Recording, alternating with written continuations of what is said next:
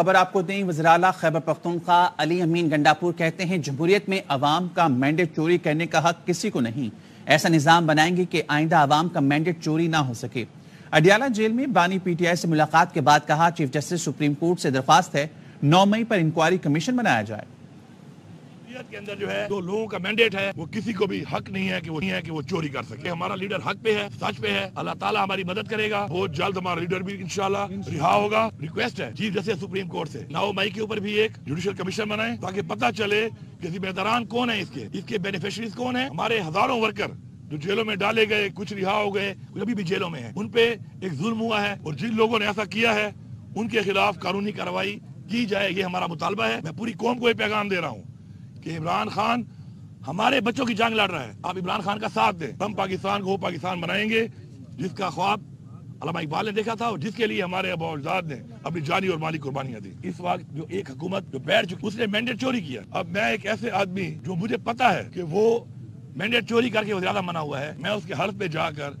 اپنے آئین سے غداری کروں؟ میرے صوبے کے جو حقوق ہیں جو ان سے منسلک ہیں، اب وہ جیسے بھی بیٹھے ہیں پوزیشن پہ، میں اس کے لیے ان سے ملوں گا بھی صحیح، اپنا حق بھی مانگوں گا۔ ہمارے جو بنیادی سہولیات ہیں جو ہم نے دینی ہیں اس میں ہیلتھ ہے، ہیلتھ کارڈ ہم انشاءاللہ 1 رمضان سے شروع کر رہے ہیں، ساتھ ساتھ ہمارے جو ایجوکیشن ہے، انفراسٹرکچر ہے، وہ ہماری پریورٹی میں ہے۔ انشاءاللہ ہم ان سب پہ کام کریں گے، لیکن سٹیپ بائی سٹیپ پرائورٹائز کریں گے۔ احساس کا جو ہمارا ڈیٹا ہے اور جو بی ایس پی کا ڈیٹا ہے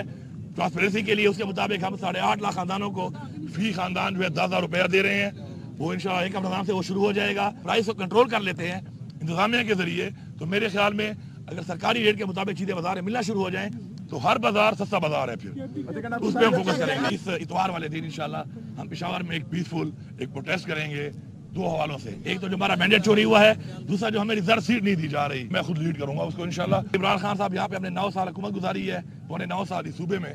تو عمران خان صاحب یہاں پہ سب کو تقریباً جانتے بھی ہیں ماشاءاللہ، ان کو پتہ بھی ہے، پرفارمنس کا بھی پتہ ہے، لوگوں کی قربانیوں کا بھی پتہ ہے، لوگوں کی پارٹی سے جو ایفیلیشن ہے اس کا بھی پتہ ہے، تو انشاءاللہ ایک بہترین ٹیم لے کے آ رہے ہیں۔ ملک کے ادارے بھی ہمارے ہیں، اگر کوئی بات چیت ہوگی اس حوالے سے تو عمران خان صاحب خود موجود ہیں، انشاءاللہ جو بھی فیصلہ ہوگا وہ کریں گے۔ ہر خاتون ہماری بہن ہے جو، اور یہ سب جو اسمبلی میں آتی ہیں، یہ ساری جس پارٹی سے بھی ہوں ان کا ہمارے پہ عزت کرنا فرض بنتا ہے۔ یہ جو ایک کنفیوژن بنی ہے، میں ذرا کلیئرٹی کر دوں، ہماری پارلیمانی پارٹی کی میٹنگ ہو رہی تھی، ہمارا کوئی ایم پی اے موجود ہی نہیں تھا اسمبلی میں۔